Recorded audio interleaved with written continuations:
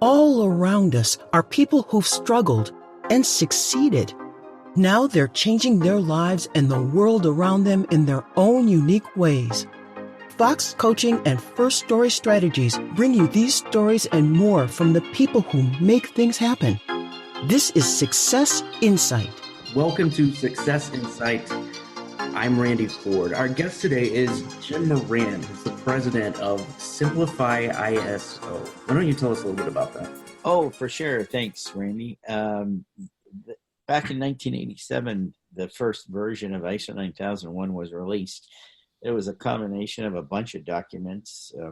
Canada had some documents in it, the Z299 series. Britain had a document in it, BS 5750, their quality document. And this group in Geneva, the International Organization for Standardization, put together this document to be released to the world so that instead of having 178 different versions of a quality management system, that the world would have one and everybody would use it. And the idea was that if world trade was just starting to pick up steam back in 1987, and if you were buying parts from India or Pakistan or China, wherever, you had no way of knowing what you were going to get. And this standard was designed to help make sure that no matter where you purchased, if they had this management system in place and they were certified, that you would be more likely to get what you actually ordered. So that was its meager beginnings, and there are now 1.6 million companies certified to this standard around the world. So what I do, I noticed right from the beginning that people were making their systems really complicated. They put all kinds of text-based procedures in. They had pages and pages and pages. There was actually a group in our capital city that writes software for tanks for Department of National Defense. They had 6,900 pages of documentation for a management system they could have done in 50 or 75 pages. So that's been my goal right since the beginning, is to try to help people figure out a way to meet the requirements of this standard, but not drown themselves in paper. What kinds of standards, for people who maybe don't know what that is? Like what are these standards and how are they applied to everyday people? Good question. Basically, the standard requires that you put, I guess you'd say, procedures in place, but they don't have to be documented. People, like a surgeon, for example, a heart surgeon doesn't have work instructions for how to do a quadruple bypass. So if you give your people credit for having a brain, then you build whatever you need to show people how to do things, and they're handy for training new people if you have some turnover, that sort of thing. And that's where people can get carried away and write way too much stuff. The idea is that if you organize your activities in sort of some kind of sequence, and organize your assets, your people, your equipment, your floor plan, your environment, all that stuff. If you get all that organized, you can usually make more money because you can reduce errors. You can improve the flow through of the work, like reduce throughput time. You can maximize the flow of work if you look at it. And so in order to get a good objective look at it, the best thing to do is to start with a flow chart. I often have people put up horizontal pieces of flip chart paper on the wall and get yellow sticky notes. And then they put each step on a sticky note. Then they get some software like eDraw or Visio. So there's ways to make these flow charts more or less look nice. And then that helps you get organized. It also helps you find out where things are bogging down. You might say it helps you identify choke points or plugging wherever the workflow is getting plugged up. So you talked about these digital products that help with it, but I'm also thinking back to when you said you started working in this in 1987. How has it changed? How has this work changed over the past more than 30 years now? Well, the first thing that happened, the big three leaps that happened were the second version that came out in 2000 after the 87 and 94 version, they both required 20 documented procedures, specific documented procedures. The 2000 and 2008 version let you drop from 20 down to 6. And then the final version that just came out in 2015, it doesn't make any requirements for any specific documented procedures. So theoretically, you could actually have a management system and get certified with no documented procedures. You still need records to prove that stuff happened. And there's about 23 of those in a typical company.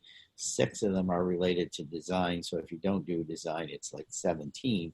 So you have to be able to prove to the group that comes in to audit you to give you the certificate, you have to be able to prove you've actually got a system in place.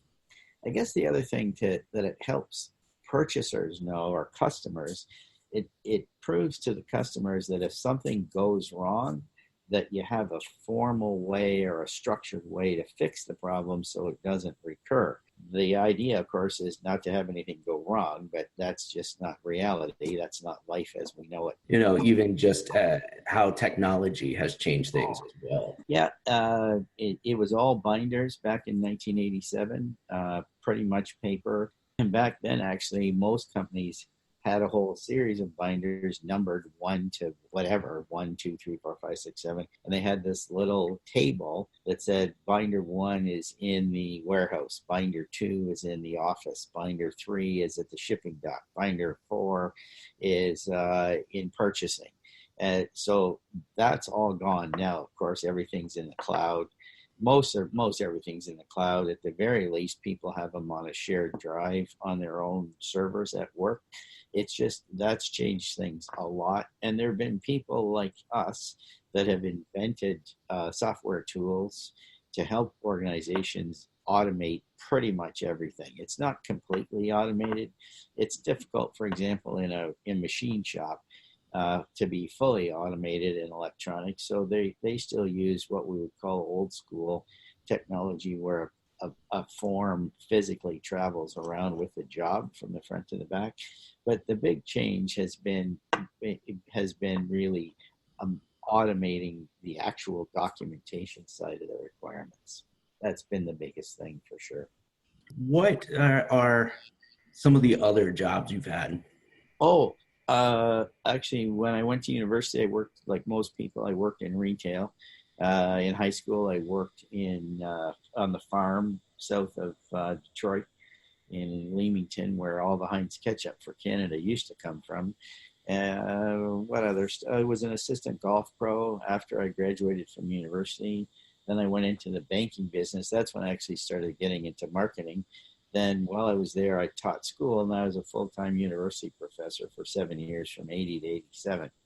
And that's when it was after 87 that I started to learn about ISO, and actually built my first system in Sarnia, Ontario, where all the refineries are, in 1992. What was it that made you go from the classroom to ISO? Well, basically, I felt more entrepreneurial than I was able to be in the classroom. Had I been just a couple miles west in Port Huron instead of in Sarnia and been in the American school system, I probably would have still been in the school system, only because there were much fewer restrictions on university professors or college professors to not have jobs. Most of them had a second business. Almost all of them had a consulting business, but in Canada, we didn't tend to do that quite so much. So I stuck with it. Then I decided that I needed to strike out on my own, and then away we went. The rest, as they say, is history. And you don't regret that, it sounds like. Oh, no. It's been 32 years of, actually 87. Yep, 32 years. It's been great. My wife, Bonnie, has been patient through the lean years and happy through the busy years. And it's not for everybody. Only about 25% of the population, typically any population, is willing to forego the weekly paycheck for the risk of feast and famine. And for some, there's more famine than feast. But that's life, So if you're willing to put up with that uncertainty, the rewards can be pretty good. Is that something you recommend if people ask you? Oh, yeah, but ask themselves as well. Unless you're willing to completely give up the security of a weekly paycheck, you would never be comfortable or never be happy in business for yourself. That's for sure. You have said that the worst job you ever had was picking cucumber vines. Yes. When was this? It was in high school. It was probably right near the end, so it'd be like the late 60s. I finished high school in 67. And the farms around Leamington, where I grew up, a lot of them had 2 or 3 greenhouses just so they could extend the growing season. And when the cucumbers were finished, you had to pull the vines down. And it was about 105 degrees or so in there anyway, I guess in Celsius, 33, something like that. Uh, and they were prickly, and it was dusty in there too. So you'd start to sweat a little bit. The dust would get kicked up when you're pulling the vines out. So now you got mud stuck to you. And then the vines are, scratching you and creating rashes and all that kind of stuff. How long did you do that? Oh, I think about 2 days. It took about 2 days to clear clear out the thing. Another thing that was kind of funny on that very farm, they put me in one of the tomato growing greenhouses to pick tomatoes, but I didn't realize at the time that I was red and green colorblind, and I had to learn to tell the ripeness of a tomato by how long the 5 stars were on the bottom of the tomato. So you adapt, right? Whatever you do in life, you figure out what's going on. You adapt. So you know that you're in charge of buying the produce now, even though you can't see the colors. Yeah, similar thing happened to me in the banking industry. I got into the marketing department at Canada Trust, and 6 weeks into the program, they told me I had to go to a printing company and do a press proofing. So maybe your listeners know how this works. As you order a bunch of print material from somebody, they start the presses up, they get them running, and then the customer comes in and initials or signs 2 or 3 sheets to say this color is okay. So I had to actually at that point tell them that I couldn't do it because I was colorblind. It actually caused me a bit of concern because I thought I'd get fired, but I'd been there long enough. I think I'd been there about 3 months, and they could see that I was pretty much a go-getter and didn't really turn down work because I didn't feel like it. But they could also tell that I was not the guy to do this. I think during the year I bought about $2 million worth of print product. So to have that much have to go to the recycling, and we didn't have recycling back then. It just went to the dump. That was the early, I guess, late 70s. Yep, 77, 78, 79, right along in there.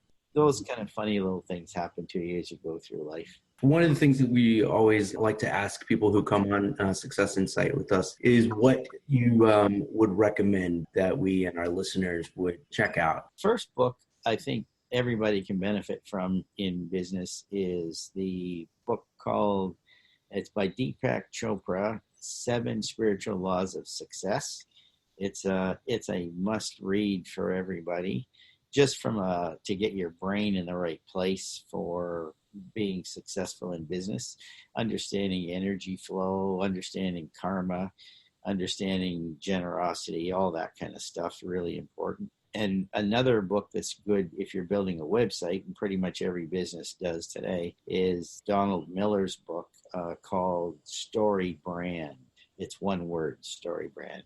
And he talks about making the customer the hero in all your presentation to the customer. You're not the hero as the expert. Make them the hero and help them on their journey and be a good guide for them, as opposed to trying to be the beyond the end all for somebody. Just help them, let them know you're going to help them along. I like humor as well. S.J. Perlman was a famous I guess British American, but one of your guys who I've loved for years, American writer Gene Shepherd. He wrote this.